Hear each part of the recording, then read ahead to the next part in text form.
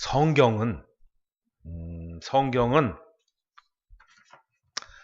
과거에도 맞았고 또 현재도 맞아가고 있고 또 앞으로도 성취될 사건을 기록해 놓은 것이 성경입니다. 그래서 성경은 그 시대에 맞게 적용되고 성취되는 말씀이 있지만 또 앞으로도 적용이 되어지고 성취될 말씀이 있다. 그러면 앞으로 적용되고 성취될 말씀을 우리가 어떻게 알 수 있느냐? 예언된 말씀, 즉 계시록을 통해서도 알 수 있지만 과거의 말씀을 놓고 그거를 이렇게 보고 이것은 앞으로 미래 세대의 어떠한 예표가 되겠구나. 어떠한 숨겨진 뜻이 담겨 있겠구나. 이렇게 보는 방법도 있습니다. 그래서 오늘은 세례 요한이죠. 세례 요한. 세례 요한이라고 하는 사람은 구약 시대의 마지막 선지자입니다. 그래서 구약과 신약의 딱 그 과도기, 그 기점에 선 사람이 바로 세례 요한이라고 하는 사람입니다. 그럼 이 사람이 무슨 일을 했느냐? 첫 번째는 많은 이들에게, 그 당시에 많은 하나님의 백성들에게 회개를 촉구하고, 회개라고 하는 것은 뭐냐면 악한 길로 가던 것을 돌이키라 이거예요. 하나님의 자녀로서 하지 못했던 일을 했다면 그것을 돌이키라 이거예요. 그래서 이 회개를 촉구하는 일을 했지요.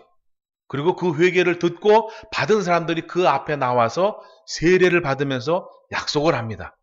예, 당신의 뜻대로, 당신의 말씀대로, 당신의 가르침대로 내가 이제 새 사람으로 살아가겠습니다. 라고 하면서 세례를 받습니다. 그리고 또한 두 번째 큰 일은 뭐냐? 바로 예수님의 등장을 알리는 일을 이 세례 요한이 했다. 그래서 예수님을 알리면서 구약시대의 종점을 찍고 그 다음에 새로운 시작인 예수님을 딱 앞에 이렇게 보이면서 그는 뒤에 물러나게 됩니다. 그런데 오늘 이제 그 사건, 세례 요한이 아직까지 살아있느냐? 그렇지 않고 세례 요한이 이제 죽었습니다. 순교를 했죠. 순교를 했는데 어떻게 순교를 했느냐? 지금 이제 이 세례 요한의 이 사건을 통해서 유대인의 관점에서 보면, 이스라엘 백성에서 관점에서 보면 이 세례 요한은 앞으로 새롭게 등장하는 예수님이 오심을 알리는 거죠. 새롭게 오시는 예수님을 알린다는 얘기는 뭐냐면 그들에게 시작인과 동시에 마지막인 거예요. 그 이야기는 뭐냐? 받아들이는 사람, 예수를 영접하는 사람에게는 새로운 시작이지만 예수를 영접하지 않는 자들에게는 마지막 때라는 얘기고 심판이라는 얘기가 됩니다. 그래서 마지막 때, 심판 때가 되면 이상한 세상이 되어진다라는 거예요. 그 이상한 세상이 뭐냐? 법이 사라지는 세상이 된다. 도덕이 사라지는 세상이 된다 이거예요. 자, 여기서 오늘 이제 아까 이제 읽으셨죠? 1절부터 12절까지 보면 세례 요한이 어떻게 죽었을까요? 목이 댕강 잘렸죠. 그 댕강 잘린 거를 이 접시에다가 담아가지고 이렇게 이제 어떤 잔치가 있는데 세례 요한이 이제 감옥에 갇혔습니다. 감옥에 갇힌 이유는 그 당시에 이제 권력을 잡은 자들의 눈밖에 나서 그래요. 왜? 이 세례 요한은 용감하고 하나님의 사람이기 때문에 세상의 치부를, 세상의 잘못된 것을 이야기합니다. 세상에 잘못된 걸 얘기하는 게 아니라 하나님의 백성으로 잘못 삶을 사는 자들을 이야기하는 거예요. 어떤 사람은 세례 요한이 정치에 관여했다라고 하는데 정치에 관여한 게 아닙니다. 성경은, 우리 예수님도 세례 요한도 정치에 무관심하지 않으셨지만 관여하지 않으셨어요. 오직 하나님의 말씀만을 증거하고 또 이렇게 선포하셨죠. 근데 여기서 하나님의 백성으로 너희들이 어떻게 이렇게 사느냐? 하나님의 은혜를 받은 자에서 너희들 어떻게 이렇게 사느냐라고 세상을 책망하고 그들을 책망하니 당연히 눈밖에 나고 또 그들은 권력과 결탁하여 세례 요한을 감옥에 가둬놓게 됩니다. 그래서 죽을 날만 기다리고 있는 거죠. 아니면 그 안에서 굶어 죽든지. 그런데 이제 이 당시에 이 분봉왕이라고 하는 이자, 당시에 권력을 잡은 이자가 큰 잔치를 베풀었는데 거기에 이제 어떤 여인 둘이 와갖고 모년대 둘이 와서 거기서 막 많은 사람들을 이제 기쁘게 합니다. 막 춤도 추고 기쁘게 해요. 그러니까 이 분봉왕이 너무 기뻐가지고 야, 내가 너 상 줄게. 뭘 원하냐? 그랬더니 이 기쁘게 했던 이 여인이 엄마한테 가고 엄마 뭐 달라 그래? 내 속을 뒤집어 놓은 저 감옥에 있는 세례요한의 목을 달라 그래. 근데 그걸 가서 예 세례요한의 목을 주세요. 여러분 지금 같으면 상상해 가십니까? 내가 기분 나쁜 사람이 있어요. 예를 들면 여러분 사시다 보면 내 속을 긁는 사람이 있죠. 긁는 사람이 있다고 그래서 쟤 좀 갖다가 벌해주세요 그런다고 막 벌할 수 있고 쟤를 갖다 때린다 해서 때릴 수 있는 게 아니에요. 왜냐면 법이라는 것이 존재하기 때문에 법 가운데서 해야지 내 기분으로 하는 게 아니다 이거예요. 근데 여기서는 뭘 달라 그래? 그랬더니 이 분봉왕이 맹세한 것도 있고 그 다음에 많은 군중들이 이렇게 보고 있는 거예요.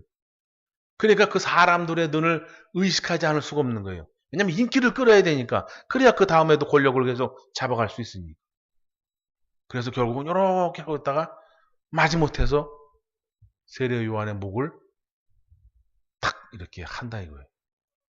그래서 결국 법대로 하면 이것이 말도 안 되는 사건이다 이거예요. 그런데 어느 시대가 되면 어느 시대의 정점이 되면 점점 법이 사라지는 시대가 되고 도덕이 사라지는 시대, 그러니까 양심, 윤리, 도덕, 법이 점점점 사라지고 희미해지는 그런 시대가 된다 이거예요. 그래서 결국은 어떠한 힘에 의해서 이 세례 요한도 죽게 된다. 그래서 이것은 2000년 전에 과거에 있었던 일인데 이것을 미래적으로 보면 예수님 오실 때 이때는 예수님이 이스라엘 땅에 오셨지만 앞으로는 범우주적으로 이 지구에 예수님이 재림하신다 이거예요. 그때도 마찬가지로 이러한 일들이 일어날 수 있다라는 거예요. 그런데 지금 여러분 보시면 알지만 전 세계적으로 법이라는 것이 심해져 가지 않습니까?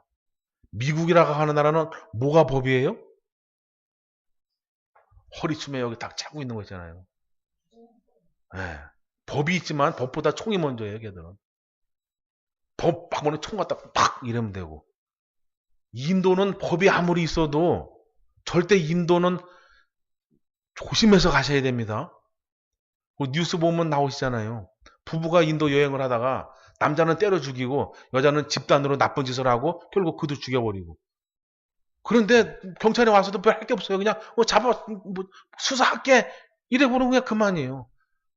그 민족성이 그런 건지 그 사람들의 도덕성이 그런 건지 이 여자를 갖다가 이게 나쁜 짓 하는 걸 별 그렇게 크게 여기지 않는다 이게. 그런 나라도 있고. 뭐 여기 이제 위쪽에 조금 저기 이 38선이라고 하는데 넘어가면 거기는 법이라는 것이 어떤 한 사람의 말에 의한 법이잖아요. 그죠? 그런 것도 있고. 또 법이 지켜지는 것 같은데 잘못되고 내 기준, 내 방식의 법으로 만들어가는 것도 너무 많다 이거예요. 그래서 2000년 전에도 그러했듯이 앞으로 예수님이 오실 때 이 지구적 종말에 올 때도 또한 마찬가지로 양심, 윤리, 도덕, 법 이런 것들이 사라지는 시대가 되어진다. 그럼 그걸 통해서 우리가 뭘 할 수 있느냐? 반대로 보는 거죠. 세상에 사랑이 식어지고 세상에 정의가 사라지면 주님 오실 때가 된 거구나. 누가복음 12장 42절 한 절만 읽겠습니다. 시작. 예수님이 물으시는 거예요. 때를 따라서 주인의 마음을 잘 헤아려서 때를 분별해서 거기에 맞는 그에 맞는 양식을 나누어줄 일꾼을 찾겠다라고 하는 거예요. 저와 여러분이 그 일꾼이 되셔야 된다라는 거예요. 근데 오늘은 제가 그 일꾼으로 이 자리에 서서 지금 때를 따라서 여러분에게 시대를 구분해주고 그 때를 따라서 양식을 주는 거다. 그러다 보니 딱딱할 수 있다. 할렐루야. 자, 계시록을 한번 넘어가셔서 계시록 13장을 한번 보시도록 하겠습니다. 때를 따라서 양식을 조금 나누어 드려야 여러분이 영적으로 각성이라는 것을 하게 됩니다. 즉 영안이 열리고 영안이 열리면 영적 각성이 일어나요. 그러면 내가 어떤 시대를 살고 있고 무엇을 준비하고 무엇을 바라야 되는지를 알 수 있다 이거예요. 지금 좋은 게 좋은 거다. 이런 시대가 아니다라는 얘기예요. 육적으로는 지금 뭐 좋죠. 육적으로 풍성하고 우리 대한민국처럼 이렇게 풍성하고 좋은 나라가 어디 있습니까? 뭐 먹을 거 걱정이 있습니까? 뭐가 걱정이 있습니까? 그러나 풍요 속에서 빈곤함이 있듯이 너무 육적으로 풍요하면 영적으로 빈곤하다 이거예요. 그래서 실제 대한민국은 육적으로는 풍성할지 모르지만 영적으로는 지금 위기입니다. 위기. 빈곤하고 위기예요. 근데 중요한 건 위기가 위기인 줄 모른다 이거. 그냥 눈에 달고 귀에 달고 이런 말씀만 듣다 보니 딱딱한 말씀을 거부하는 거예요. 거부. 네, 잘 들으시기 바랍니다. 자, 계시록 13장에 보면 자, 일단 먼저 계시록이라고 하는 것은 무언가를 열어서 보여주겠다라고 하는 게 계시라고 하는 뜻입니다. 그러니까 앞으로 어떤 세대가 되면 무언가를 열어서 보여주는데, 즉 앞으로 어떤 시대가 되면 어떤 일이 일어날 것이다 라고 하는 것을 기록해 놓은 것이 요한계시록입니다. 그래서 아까는 이제 세례 요한이죠. 근데 여기서는 사도 요한입니다. 이름은 같은데 다른 인물입니다. 다른 인물. 세례 요한은 예수님의 오심을 증거한 것이 세례 요한이고, 사도 요한은 예수님의 제자 중에 한 사람입니다. 이 사람은 약 80세 이상까지 살았다 그래요. 우리 송영군 안식사에 보면 한참 동생이죠. 그래서 80세까지 살았는데 이분이 반모섬에서 하나님의 계시를 받고 이 계시록을 이제 문자로 기록을 해놓은 겁니다. 그래서 이 계시록은 모든 성도가 다 알고 모든 하나님의 사람이 다 압니다. 앞으로 될 일이라는 것을. 자, 그러면 이제 계시록이 22장까지 있는데 이 될 일을 다 설명할 수는 없고, 계시록 13장에 보면 특이한 사건이 있다. 특이한 사건. 그것도 세 가지의 사건이 있습니다. 첫 번째 사건, 두 번째 사건, 세 번째 사건, 세 가지 사건이 있는데, 첫 번째 사건은 계시록 13장 1절에서 10절까지의 사건이 기록되어 있고, 그 다음에 두 번째 사건은 11절부터 15절까지 이제 기록이 되어 있습니다. 그 다음에 마지막 세 번째 사건은 16절부터 18절까지 기록이 되어 있습니다. 그래서 이것을 설명을 드려보겠습니다. 여러분, 자, 이 13장을 함축적으로 설명을 드리겠습니다. 그래서 이 13장은 세 가지의 사건을 기록해 놨는데, 앞으로 어떤 세대가 되면, 즉 미래 세대의 첫 번째 사건이 뭐냐?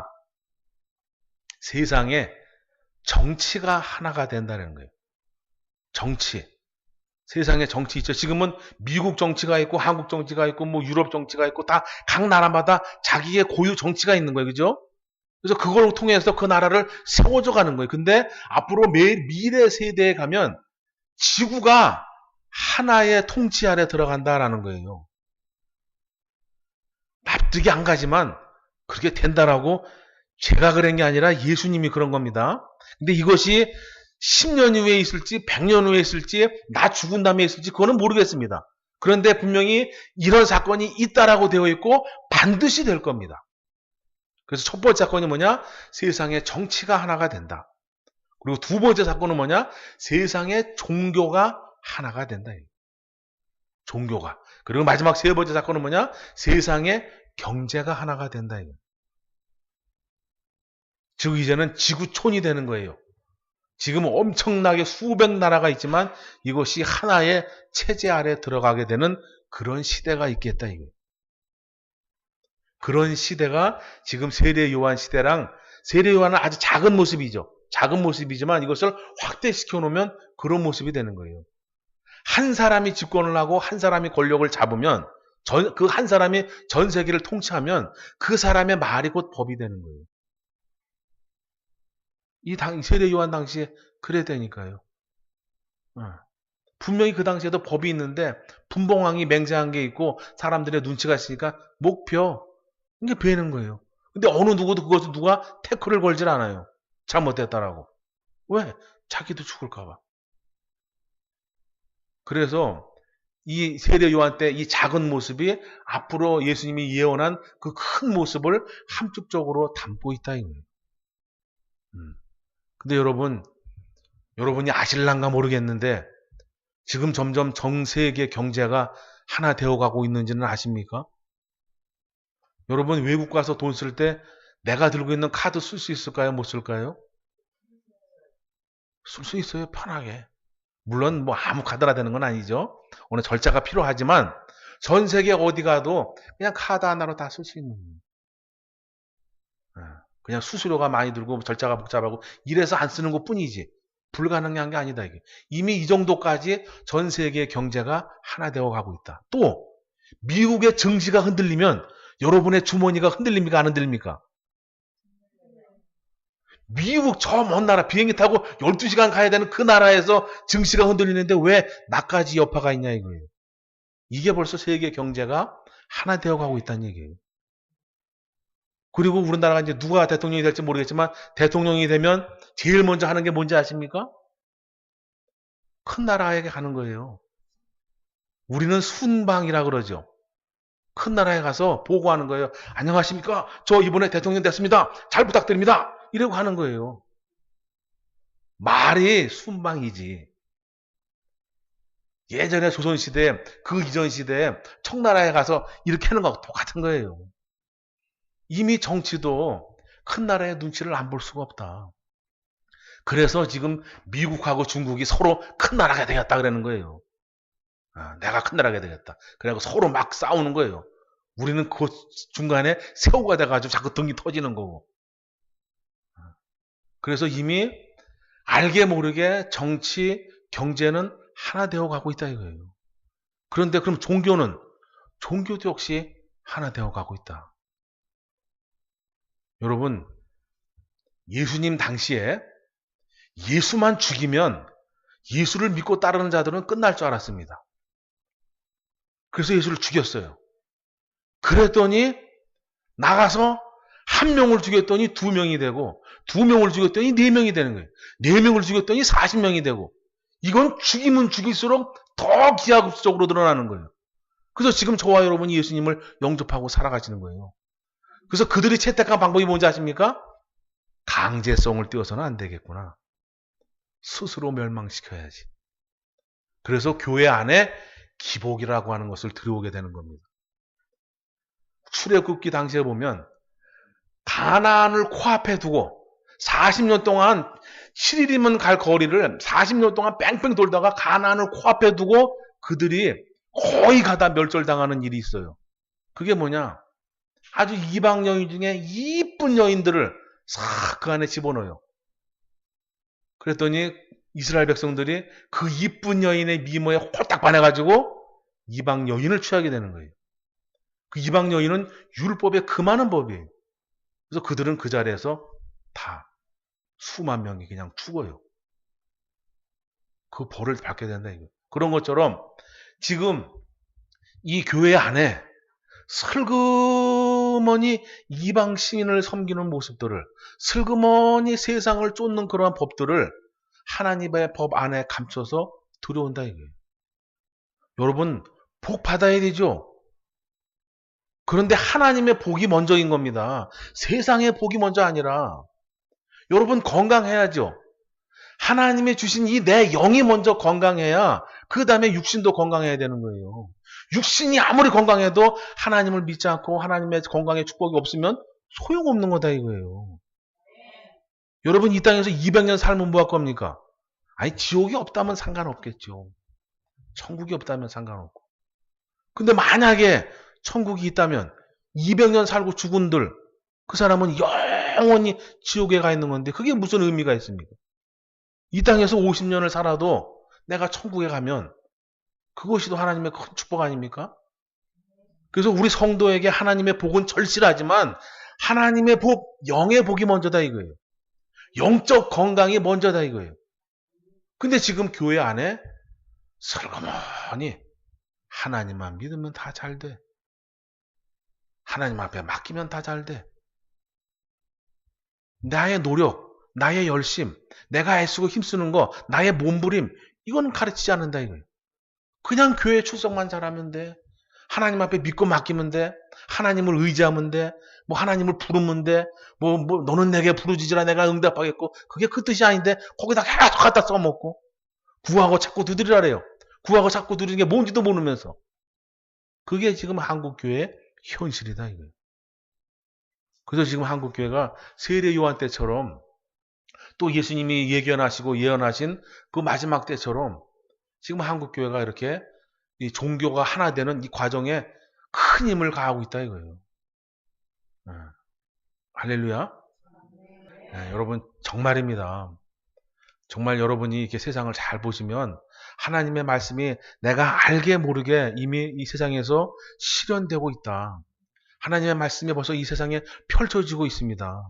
그럼 우리가 누구의 눈치라면 좀 그렇지만 누구를 의지하고 누구를 바라봐야 되냐면 하나님의 법, 예수님의 말씀을 보셔야 돼요. 네. 예수님의 말씀이 먼저고 그 다음에 저거다 이거예요. 그래서 그렇다고 세상에서 게으르게 내 멋대로 살아가라 이런 얘기는 아니잖아요. 그죠? 내게 주어진 일은 최선을 다해 살아가지만 그래도 하나님의 백성으로 하나님의 자녀로서 내가 해야 될 일이 있다. 그게 뭐냐? 성경을 바로 알아야 된다. 바로 알아야. 할렐루야.